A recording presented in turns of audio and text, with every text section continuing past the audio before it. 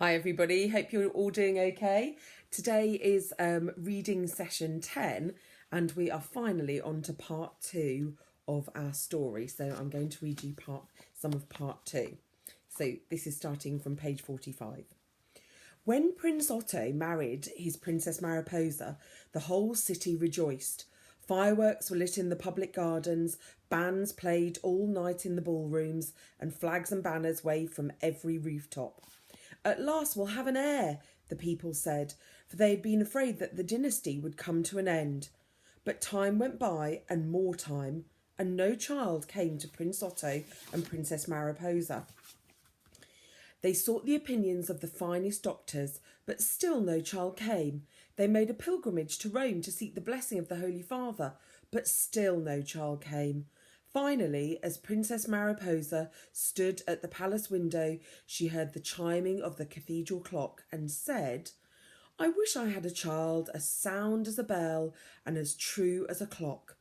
And when she had said those words, she felt her heart lift. And before the year was out, she did have a child. But alas for her and for everyone, her labour was hard and painful, and when the baby had taken one breath in this world, he could take no more, and he died in the arms of the nurse. Princess Mariposa knew nothing of that, for she was in a dreadful swoon, and no one could say whether she would live or die. As for Prince Otto, he was nearly out of his mind with fury. He snatched the dead child from the nurse's arms and said, "I will have an heir, come what may." He ran down to the stables and ordered the grooms to saddle his fastest horses, and with the dead child clasped to his breast, he galloped away. Where was he going? North and further north, until he came to the workshop of Dr. Calmenius, near the silver mines of Schatzberg.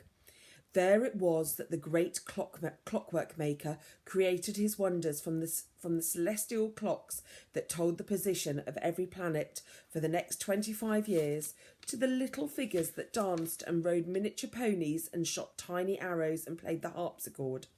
"Well," said Dr. Calmenius.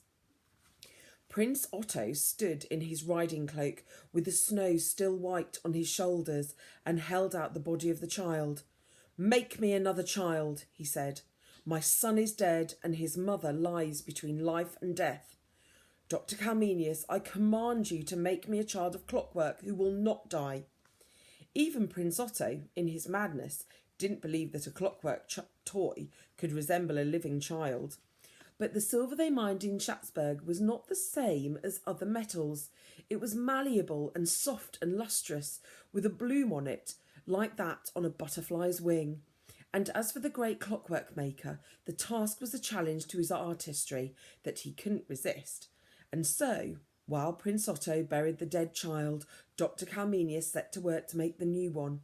He smelted the ore and refined the silver, and beat it into a subtle thinness. He spun gold into filaments finer than a spider's silk, and attached each one separately to the little head. He cast and filed and tempered, he soldered and riveted and bolted, he timed and adjusted and regulated, until the little mainspring was tight, and the little escapement on its jewelled bearings was ticking back and forth with perfect accuracy.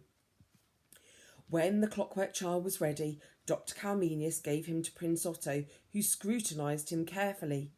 The baby was breathing and moving and smiling, and even, by some secret art, warm.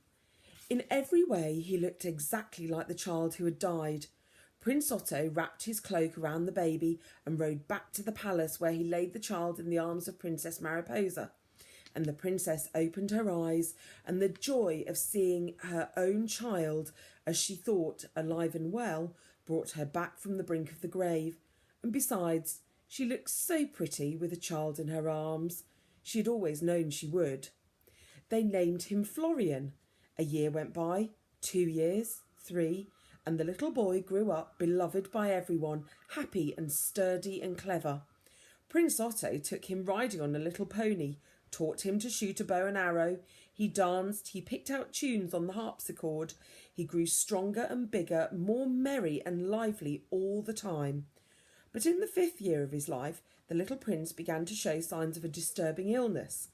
There was a painful stiffness in his joints. He had a constant feeling of chill, and his face, which was normally so lively and expressive, was becoming mask-like and rigid.